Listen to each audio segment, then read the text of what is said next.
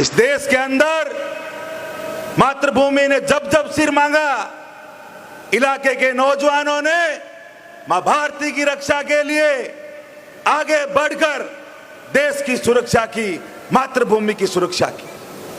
आज हालात ये बन गए कि जो शोषण, जो लूट, जिस प्रकार की डकैती अंग्रेजों के शासन के अंदर नहीं हुई, उस प्रकार का शोषण, उस प्रकार की तानाशाही, आक्रांताशाही आज इस बीकानेर जिले के अंदर कोलायत क्षेत्र के अंदर हो रही है।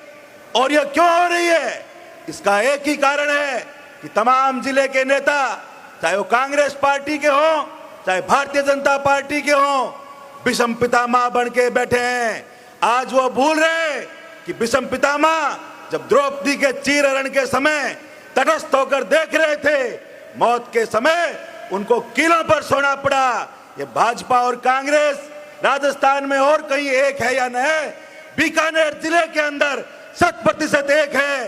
सारे नेता मिले हुए हैं, सब बजरी के माफिया हैं, सब रॉयल्टी के माफिया हैं। किसी के काका के पास में टोल है, किसी के भतीजे के पास में टोल है। कोई खुद बजरी माफिया है, किसी का बजरी माफिया है।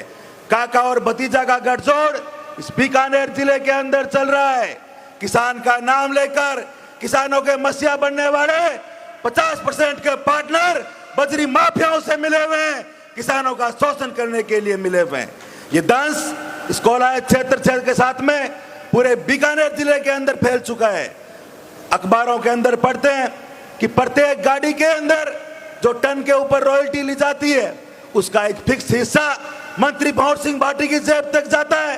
और भंवर सिंह भाटी के साथ में तमाम वो स्थानीय लोग, नेता, कांग्रेस और भारतीय जनता पार्टी के नेता रॉयल्टी के अंदर, बजरी के अंदर, टोल के अंदर, हर प्रकार के, चाहे जिप्सम खोदने की बात हो, चाहे चूने की बात हो, प्रत्येक जगह पर किसान का, जवान का सिरिंज के द्वारा खून निकालने का काम यह निरंकुश सत्ता कर रही है। हमने उस दर्द को झेला है। बीकानेर जिले के ट्रक यूनियन के ऑपरेटर बैठे, हमने 1 महीने तक लगातार ट्रकों के साथ में, डंपरों के साथ में श्री डूंगरगढ़ के टोल नाके पर लगातार धरना चलाया और खनन मंत्री प्रमोद जैन भाया को वहां पर रोका, राजस्थान के चीफ सेक्रेटरी को निरंजन आर्य को रोका, मंत्रियों को रोका, कलेक्टर को हमारे धरने पर रोका। लेकिन वो सारे के सारे जिनको हमने कलेक्टर समझ के रोका, मंत्री समझ के रोका, संभागीय आयुक्त को रोका और चीफ सेक्रेटरी को रोका, वो कोई मंत्री नहीं, सिर्फ और सिर्फ बिकाऊ पिल्ले निकले। और वो बिल्लियां निकली जिनको सिर्फ पैसों से मतलब था, पैसों के अलावा किसी चीज से मतलब नहीं था। मैं धन्यवाद देना चाहता हूं राजस्थान की आवाज हनुमान जी बेनीवाल को, जिन्होंने उस वक्त भी जवानों की आवाज उठाई, ट्रक ऑपरेटरों के दर्द को समझा, बजरी माफियाओं के खिलाफ आवाज बुलंद की। यह हनुमान जी बेनीवाल की पैरवी और उनकी शुरुआत का कारण है कि आज राजस्थान के अंदर बजरी माफियाओं के पैर खिसकते नजर आ रहे हैं। लेकिन आम जनता को संकल्प लेना होगा, प्रत्येक गांव ढाणी से संकल्प लेना होगा कि ये कोलायत क्षेत्र का दंश नहीं है। पूरे जिले के अंदर, पूरे संभाग के अंदर ये हालात बन गए रॉयल्टी के ठेकेदारों के कारण। श्री डूंगरगढ़ के अंदर, चाहे कुछ और क्षेत्र के अंदर, हमारी जो माइनिंग का कोई वैध कोई खान नहीं है। अगर कोई किसान अपने खेत से अगर कोई मिट्टी भी लेता है, उसको 700 रुपए की रॉयल्टी इन अवैध ठेकेदारों को देनी पड़ती है। इस प्रकार की तानाशाही हुई।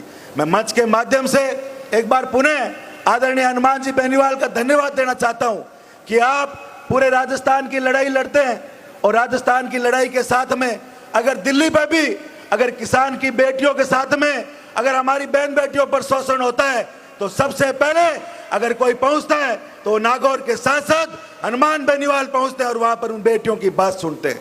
अगर बजरंग पूनिया को थाने के अंदर से कोई निकाल कर लाते हैं तो हनुमान जी बेनीवाल लाते हैं। और 75 दिन तक काले कृषि कानूनों के खिलाफ अगर आंधी तूफान के अंदर सड़क पर कोई बैठा तो हनुमान बेनीवाल बैठे। उनके छोटे भाई आदरणीय नारायण जी बेनीवाल, जो भ्रष्टाचार बीकानेर जिले के अंदर सोसाइटियों के अंदर, सहकारी समितियों के अंदर है, लंबे समय से सहकारी समिति को भी संभाल रहे हैं।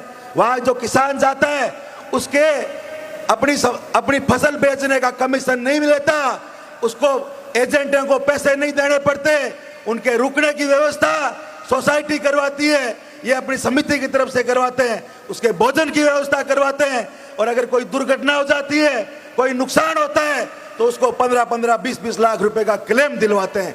इस प्रकार के हमारे बीच में बैठे हैं, पूरे इलाके के साथ साथ में पूरे राजस्थान की आवाज को विधानसभा के अंदर उठाते हैं। आदरणीय पुखराज जी गर्ग बैठे, दलित, पीड़ित और वंचित की आवाज पूरे राजस्थान के अंदर जब भी शोषण होता है, सबसे पहले राष्ट्रीय लोकतांत्रिक पार्टी पहुंचती है। मैं इस कपिल मुनि की धन्य धरा से आपसे अपील करता हूं कि पूरे बीकानेर जिले के साथ साथ में संभाग के अंदर आप सब लोगों को मजबूती से आगे आने होगा। मैं धन्यवाद देना चाहता हूं इस कोलायत के नौजवान लड़कों को जो 70 गाड़ियां एक एक गांव से लेके आए हैं। हर गांव से बस आई है, नौजवान शक्ति आगे बढ़कर आई है। गांव और ढाणी के अंदर हमें हनुमान बेनीवाल की मुहिम को पहुंचाना है, और आने वाले 23 के अंदर राजस्थान का मुख्यमंत्री हनुमान बेनीवाल को बनाना है। ऐसा हमारा संकल्प होना चाहिए, ऐसा हमारा विचार होना चाहिए। प्रत्येक नौजवान शक्ति का आभार प्रकट करता हूं। आप सब लोगों ने हमेशा साथ दिया, चाहे ट्रक यूनियन के संघर्ष की बात हो, बजरी माफियाओं से लड़ने की बात हो, प्रत्येक जगह पर आप साथ रहे।